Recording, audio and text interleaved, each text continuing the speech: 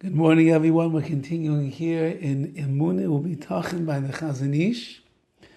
We left off last time with this idea that the gentle and refined human soul has a burning desire to be able to understand the Creator of the universe. Since that the neshama itself is a chelik elokah mimal, it's a piece of the Rabbi Shalom. There's godliness inside of us. It has a yearning to be able to understand and unlock the secrets into the world of Hashem. Now, how are we going to do that? So today the Chazon continues and he writes that if you could understand the Brias HaOlam, the creation of the world, that will be the entranceway into the depth of the Rabbi Shalom. However, this refined person over here, his wounds have not yet healed. What wounds does he have? Since that the Chazon explained that this person has a desperate need to understand the secrets of the world, he's calling the lack of knowing that knowledge spiritual wounds that a person has. Like the stories of the Chazon, who had such a deep yearning to be close to Hashem, to understand His creation, to see the godliness of HaKadosh Baruch Hu everywhere. The pain, so to speak, of being separated from HaKadosh Baruch Hu and not seeing Him clearly, those are called wounds.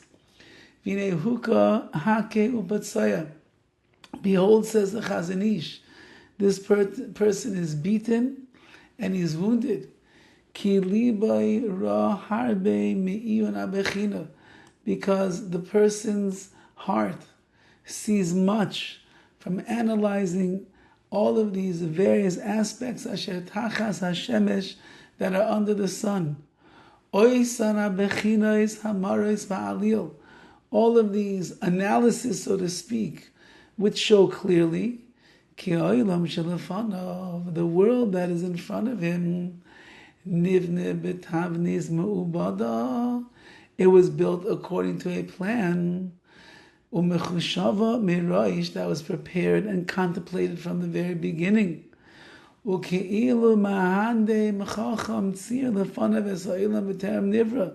It's as if there was a wise engineer that drew for himself a blueprint of the world before it was created.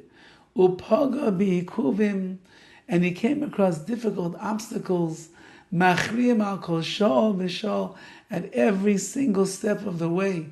Ava mirza hagadol, but the great vigor that this engineer had, amad lai, it stood for him and enabled him lahasir kol hamichshalim, to be able to remove all of the obstacles, achas le'achas, one by one.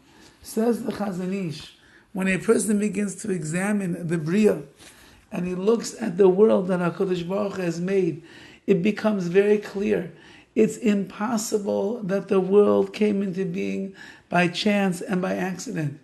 It is clear, says the Chazon, that this world was planned perfectly in advance from a blueprint. Every single detail is the way that it should be.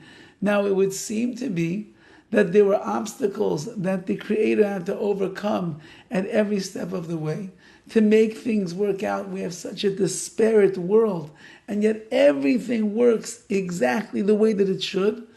But since then, HaKadosh Baruch Hu has mirzu hagadol, He has tremendous great vigor over here, and He's able to stand up tall and straight and keep moving forward. So He's able to remove the obstacles one by one to create the world that He created. So the Chazon is using a mashal over here of the engineer, and we will relate it to the Rabbi Shalom, but it is clear, says the Chazon, this world is so perfect, it is planned out so well. Whoever is the designer, whoever is the creator, must be a being like no other that was able to put everything into place exactly the way that it should be. And as we move through the words of the Chazon, we will see how the Chazon begins to explain the omniscience of the Rebbeinu Shalom in the creation of the world and the constant running of this universe. Have a wonderful day.